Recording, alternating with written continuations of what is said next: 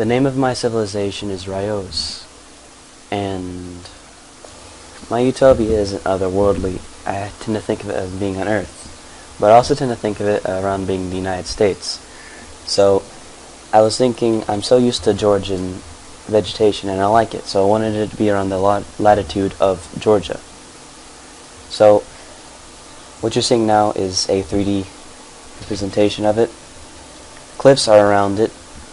The diameter of the nation is 100 miles and the cliffs are 70 feet tall.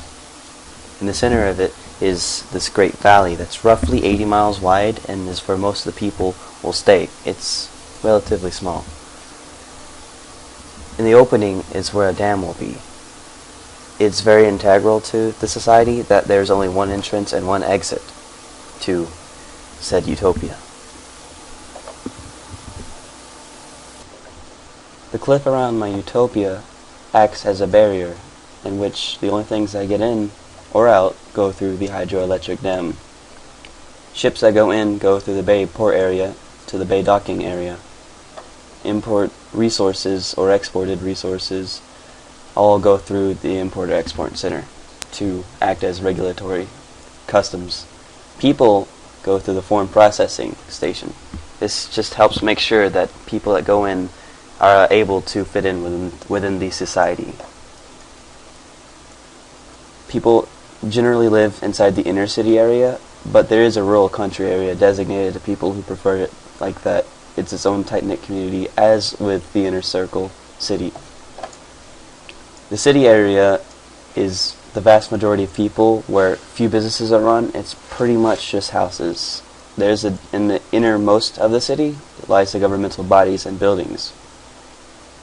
They decide everything that has to do with development and in general education.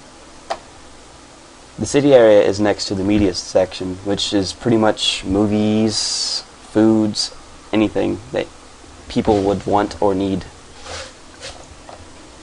The only thing that powers us all is the very small subsection that pretty much has a nuclear power plant and septic systems that fuel the entire island. The Public Knowledge Center, being a very small strip of land, actually employs most of the population in my utopia, because it is where people go to work for information technologies or scholarly jobs. It's where people would go to get access to public computers or public books.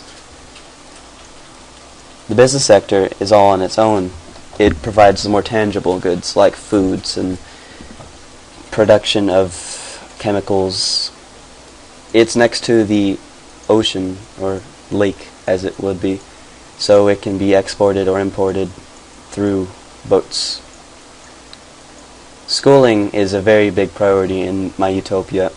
People stay in school for up to 14 years, but the police center is right next to schooling because, again, my utopia emphasizes that schooling and the youth are very important. The role of technology in my utopia is very high. People are accustomed to it with new phones, heads-up displays, just transit systems like flying cars perhaps. It exists within the year 2200, and no one really works for more physical means. Everyone usually works for keeping up with servers, making websites, because in the future the demands for technology are on a global scale.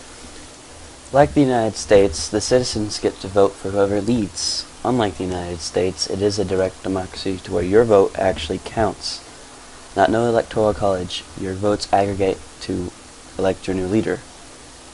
This can be done because the size of the country is very small in comparison to a lot of other countries that would have a democracy, and is very easy to keep up with now thanks to current technologies. My utopia has advanced far enough to understand that women and men are equal in most things. Men can do jobs that women do if they are also eligible, but women can do the jobs that men do if they are eligible. Jobs in my utopia are a lot like we understand now, where you work for money and you buy stuff. Although a lot of the jobs are more technical, it really just comes down to doing what you can do. And if you can't find a job, the government ends up finding you workfare, where you work for food and basic services. So Welfare isn't as generous as ours is, but it is still there. What it all comes down to is that my island is focused on the technological perspective. It trains its citizens to be good at technology, but it allows them the leeway to do whatever they want. It's very democratic, allowing people to vote what they want for, and people do have rights.